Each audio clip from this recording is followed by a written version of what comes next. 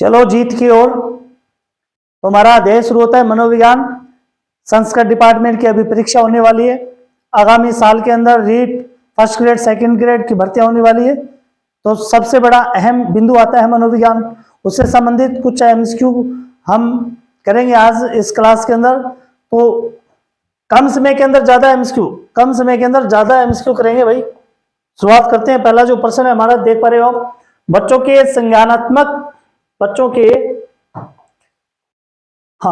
के संज्ञानात्मक विकास को सबसे अच्छे तरीके से कहां पर परिभाषित किया जा सकता है।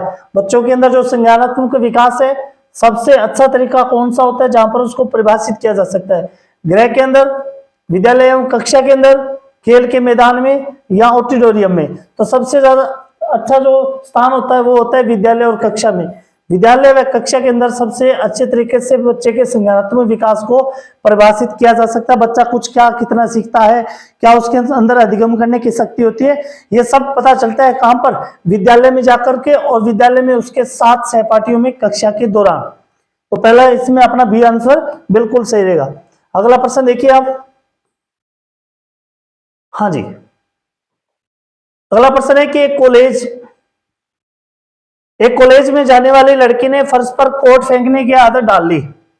लड़की की मां ने उससे कहा कि कमरे से बाहर जाओ और कोट को खूंटी पर टांगो। लड़की अगली बार घर में जब प्रवेश करती है तो कोट को हाथ पर रखकर अलमारी की तरफ जाकर कोट को खूंटी पर टांग देती है। यह उदाहरण किस प्रकार का उदाहरण है? क्या यह उदाहरण प्रत्यय अधिगम का है, उद्दीपन अनुक्रिया अधिगम का उदाहरण है, श्रृंखलाकृत अधिगम का है, या उपयुक्त सभी का उदाहरण है? एक बालिका जब अपने घर में प्रवेश करती है कॉलेज के बाद, तो वो अपना कोट है वो खूंटी पे ना टांग के सीधा फेंक देती है। तो उसकी मां ने कहा था, मां ने क्या किया? उद्दीपन करवाया था, और जो मां ने सिखाया उसकी उसने अनुक्रिया की थी। तो यहाँ पर रहेगा उद्दीपन अनुक्रिया अधिगम का ये उदाहरण रहेगा। मां के बताने के बाद जो वो सीखती है कि कोट को खूंटी पर टांगना या फिर अलमारी में रखना, तो ये उद्दीपन अनुक्रिया का उदाहरण होगा। अगला चीज देखिए, अगला प्रश्न। हाँ, अगला प्रश्न है, जिस प्रक्रिया में व्यक्ति दूसरों के व्यवहार को देखकर सीखता है न कि प्रत्यक्ष अनुभव के, को कहा जाता है? एक व्यक्ति जो दूसरे के व्यवहार को देख करके सीखता है, यानी उसके अंदर खुद के अंदर अनुभव नहीं होता, वह लोगों को देख करके सीखता है। तो लोगों को देख करके कहां सीखेगा? वह एक समाज के अंदर रहता है, अपने हम उम्र लोगों के साथ या फिर अपने छोटे बड़ों को देख करके वो सीखता है। तो वह कौन सा होगा? वह सामाजिक अधिगम होगा, प्रायोगिक अधिगम होगा, या आकस्मिक या अनुबंधन होगा? तो वह एक सामाजिक अधिगम होगा। तो यहाँ उत्तर अपना ए बिल्कुल सही रहेगा। अगला प्रश्न देखिए आप। अगला प्रश्न है कि 5 वर्ष का राजू अपनी खिड़की के बाहर तूफान को देखता है। बिजली चमकती है, कड़कड़ाने की आवाज आती है, तो राजू शोर सुनकर क्या करता है? उछलता है। बार बार यह घटना होती है, फिर कुछ देर शांति के बाद बिजली कड़कती है। राजू बिजली की गर्जना सुनकर उछलता है। तो राजू का उछलना सीखने की किस सिद्धांत का उदाहरण माना जाता है? तो यहाँ देखिए, क्या यह शास्त्रीय अनुबंधन होता है, प्रयत्न या भूल का सिद्धांत होता है, क्रिया प्रस्तुत अनुबंधन होता है, या उपयुक्त में से कोई नहीं होता? एक बिजली की आवाज से बच्चा बार बार उछलता है, तो वह एक प्रकार का शास्त्रीय अनुबंधन होता है। यहाँ पर उत्तर अपना ए बिल्कुल सही रहेगा। अगला प्रश्न देखिए आप। अगला प्रश्न क्या है? तत्परता का नियम किसने दिया था? तो तत्परता का नियम दिया था थार्नडाइक ने। तो ऐसे जो प्रश्न होते हैं वो परीक्षा के अंदर सीधे पूछ लिए जाते हैं, घुमा फिरा कर नहीं पूछते। तो ये तत्परता का नियम है, किसने दिया था? थार्नडाइक के द्वारा दिया गया। यहाँ पर उत्तर अपना बिल्कुल सी रहेगा। अगला प्रश्न देखिए। हाँ, अगला जो प्रश्न है, दिखाया गया प्रयास व त्रुटि। प्रयास व त्रुटि में सबसे महत्वपूर्ण क्या होता है? प्रयास व त्रुटि में सबसे महत्वपूर्ण क्या होता है?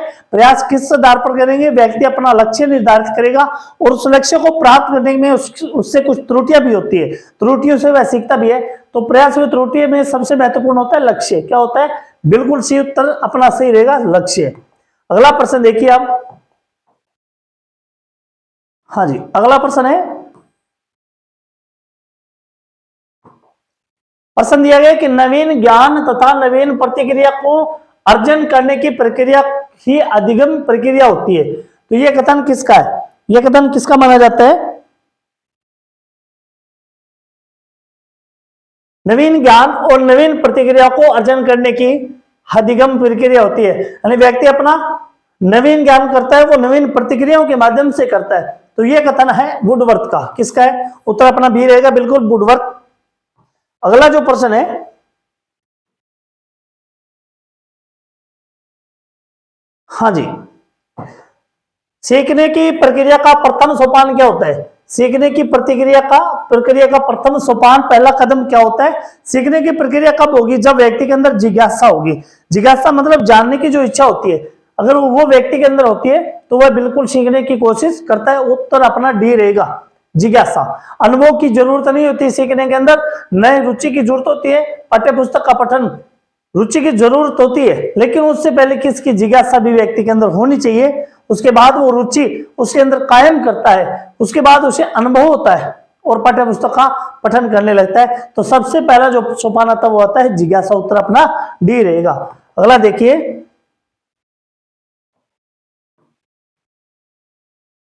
ये देखिए भाई,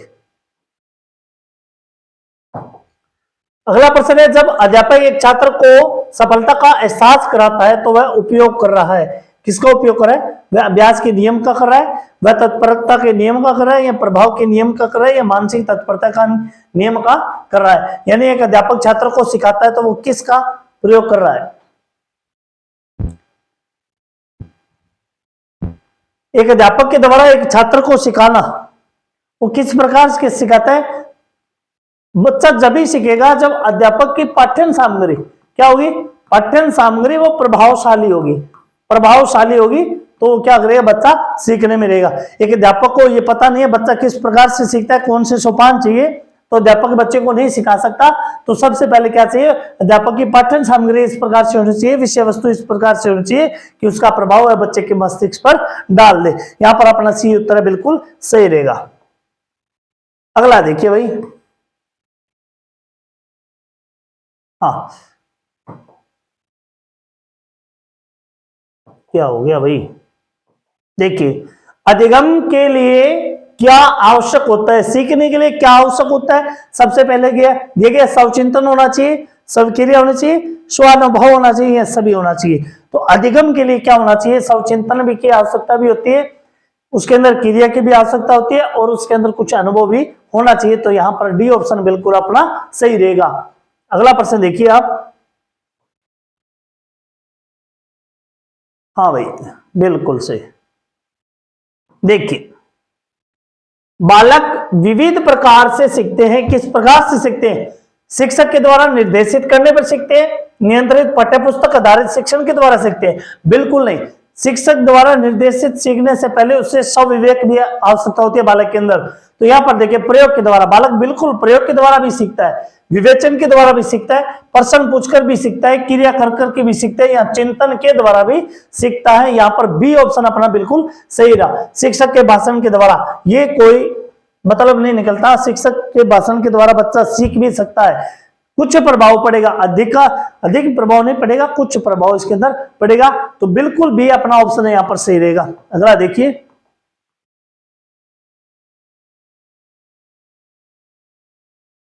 देखिए यहां पर एक बालक अधिक अधिक सीखता है यदि उसे व्याख्यान विधि से पढ़ाया जाए। कैसे सीखोगे आप? व्याख्यान विधि से सीख जाओगे। एक कोई विषय वस्तु हमने ले ली, जैसे एक संसार एक अपना बिंदु ले लिया हमने। अगर मैं इसकी पूरी तरह से व्याख्या करूं तो संसार के अंदर बहुत सारी ऐसी चीजें आ जाएगी। अगर पूरी व्याख्या करूं तो पहली जो चीज बताऊंगा, अंतिम जो 100वीं चीज बताऊंगा, तो आप पहली चीज भूल सकते हो। तो ये यहाँ पर तो व्याख्यान विधि है वो बिल्कुल उपयुक्त नहीं होती। पाठ्य पुस्तक के माध्यम से पढ़ाया जाए, पाठ्य पुस्तक, तो यहाँ पर क्या होगा? ये हो गया, इसके अंदर क्या होगा? सामग्री संक्षिप्त या संक्षेप में हो सकती है, लेकिन पाठ्य पुस्तक कोई माध्यम नहीं होता। कंप्यूटर से पढ़ाया जाए, कंप्यूटर से पढ़ाने से क्या होगा भाई? अगर पढ़ाने वाले के अंदर ज्ञान नहीं हुआ तो नहीं सीख पाएगा। यहाँ क्या होगा? क्रियाविधि से पढ़ाया जाए। बिल्कुल डी ऑप्शन अपना सही रहेगा, क्रियाविधि के द्वारा। यानी शून्य से लेकर के, शून्य से शुरुआत करे और अंतिम 100 तक वो जाए। तो यहाँ पर एक क्रिया के द्वारा अगर पढ़ाया जाए तो बालक अधिक सीखने में सक्षम होता है। आगे देखिए अगला प्रश्न। हाँ, अधिगम। अगला जो प्रश्न है, अधिगम एक प्रविधि है। अधिगम यानी सीखने की एक प्रविधि है। किस प्रकार से? पाठ्य पुस्तक में दिए गए विषय को याद करने की, पाठ्य पुस्तक में दिए गए विषय को याद करने की। पाठ्य पुस्तक के अलावा भी बच्चा अन्य कार्यों से सीखता है, तो ये तो अपना अनुपयुक्त हो गया। तथ्यों को याद करने की, ये भी अपना अनुपयुक्त हो गया। अनुभव द्वारा अर्थ निर्माण करने की, बिल्कुल सही है। यहाँ पर अनुभव के द्वारा नए शब्दों का अर्थ का निर्माण करता है, तो वहां पर क्या होती है? वह एक प्रविधि होती है अधिगम की। यहाँ अपना ऑप्शन रहेगा बिल्कुल सी। क्या हो गया? आगे देखो भाई।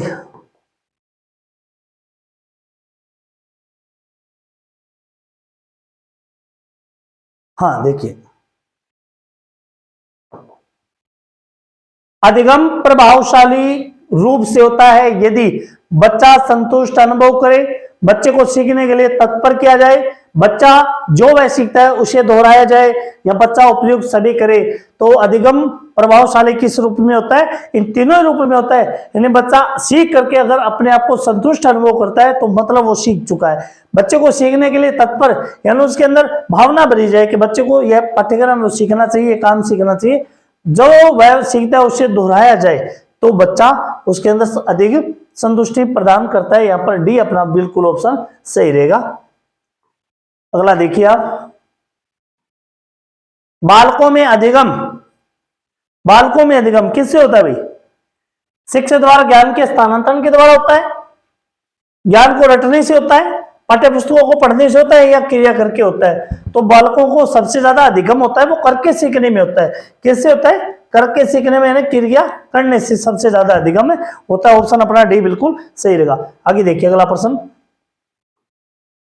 संकेत अधिगम के अंतर्गत, संकेत अधिगम के अंतर्गत निम्नलिखित सीखा जाता है। क्या सीखा जाता है भाई? वातावरण सीखा जाता है, पारंपरिक अनुकूलन सीखा जाता है, मनोविज्ञान सीखा जाता है, या मनोदैहिक सीखा जाता है? तो संकेत अधिगम के अंतर्गत क्या सीखा जाता है? पारंपरिक अनुकूलन है वो सीखा जाता है। ऑप्शन अपना बी बिल्कुल सही रहेगा। अगला प्रश्न देखिए आप, फटाफट करते हैं क्योंकि एमसीक्यू में ज्यादा कुछ ऐसा है नहीं। व्याख्यात्मक तो अलग ही क्लास रखेंगे। अगला देखिए, किस मनोविज्ञान के अनुसार सीखने का मतलब ज्ञान निर्माण करना होता है? किस मनोविज्ञान के अनुसार सीखने का मतलब क्या है? ज्ञान का निर्माण करना। तो ये कहा गया है पियाजे के द्वारा। किसके द्वारा? पियाजे के द्वारा कहा गया है। अगला देखिए आप प्रश्न, डरने वाली बात नहीं है मनोविज्ञान के अंदर, साइकोलॉजी के अंदर इतना कोई बड़ा लफड़ा नहीं होता, सब कुछ बढ़िया तरीके से सीखेंगे। सीखना व्यवहार में उत्तरोत्तर सामंजस्य की प्रक्रिया है। सीखना व्यवहार में उत्तरोत्तर सामंजस्य की प्रक्रिया है, ये कहा था स्किनर ने। किसने कहा था? स्किनर ने कहा था। अगला प्रश्न क्या है भाई? ये देखो भाई, सीखने के नियम के प्रतिपादक कौन है? सीखने के नियम के प्रतिपादक कौन है? तो सीखने का जो नियम दिया था वो किसने दिया था? वो दिया था थार्नेडाइक ने। किसने दिया था भाई? तत्परता का नियम हो या सीखने का नियम हो, किसने दिया था? थार्नेडाइक के द्वारा दिया गया। तो ऑप्शन अपना बिल्कुल थार्नेडाइक रहेगा भाई। अगला देखिए, अगला जो प्रश्न है, अधिगम व्यवहारिक सिद्धांत। अधिगम व्यवहारिक सिद्धांत निम्न है, प्रबलन सिद्धांत से, संबंध प्रतिक्रिया सिद्धांत से, स्किनर का क्रिया प्रस्तुत अधिगम का सिद्धांत, या उपयुक्त में से सभी रहेगा। कौन सा रहेगा इसके अंदर? तो अधिगम का जो व्यवहारिक सिद्धांत दिया था वो सभी में संतुष्टि होती है, प्रबलन में भी होती है, संबंध प्रतिक्रिया का सिद्धांत भी होता है। और स्किनर ने भी इसके बारे में बताया था कि क्रिया प्रस्तुत अधिगम के द्वारा यह सिद्धांत है वो व्यवहार के रूप में लाया जा सकता है। बिल्कुल अपना ऑप्शन क्या रहेगा? डी रहेगा। हाँ जी, अगला प्रश्न क्या है? क्या हो गया? चलो भाई, क्लासिकल कंडीशनर, क्लासिकल कंडीशन। देखिए यहां पर सीखने का क्लासिकल कंडीशनिंग सिद्धांत प्रतिपादित किया था। तो ये किसने? ये आपने अभी पढ़ा था थोड़ी देर पहले। किसने? थार्नेडाइक ने। यहां पर इंग्लिश का शब्द दे दिया थोड़ा सा। तो ये किसका सिद्धांत है भाई? थार्नेडाइक का सिद्धांत है। अगला प्रश्न देखिए आप, ऐसे जो प्रश्न होते हैं ना परीक्षा में घुमा कर नहीं दिए जाते, ऐसे कैसे पूछ लिए जाते हैं, क्या है क्या नहीं है। तो यहां पर देखो, सीखने का वह मॉडल जो बच्चों को सृजनात्मकता को उत्प्रेरित करता है। सृजनात्मक क्या होती है? कला होती है। क्या होती है? ये कला होती है। कला के रूप में सीखने के लिए प्रेरित करता है। तो क्या होता है भाई? प्रोग्रामिंग मॉडल होता है, रचनावादी मॉडल होता है, या बैकिंग मॉडल होता है, या इनमें से कोई नहीं होता। तो यहां पर क्या रहेगा अपना?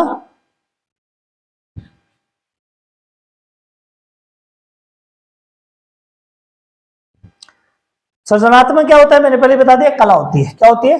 कला होती है। तो ये कौन सा हो गया अपना? रचनावादी। यहाँ पर एक अपना पहले थोड़ा सा एक बच्चे का ये आया है कि गलत बता दिया आपने। क्या बता दिया भाई? हाँ ठीक है, सही बता रहे हो।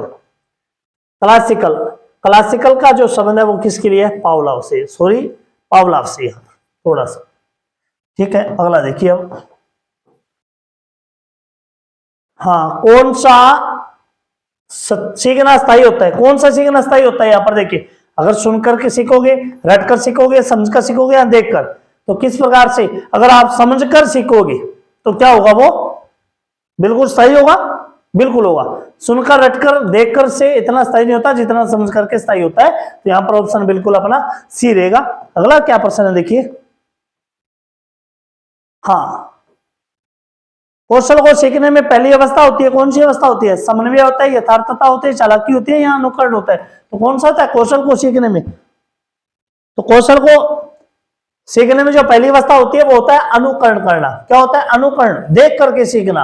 वो कौशल की पहली विशेषता इसके अंदर क्या होती है? अनुकरण करना, देख करके सीखना। अगला प्रश्न देखिए भाई, क्लासिकल स्थिति का प्रतिपादक कौन थे? अभी पढ़ा था हमने क्लासिकल कंडीशन। ये कौन आ जाएगा भाई? पावलोव आ जाएगा। बिल्कुल सही है यहाँ पर, पावलोव।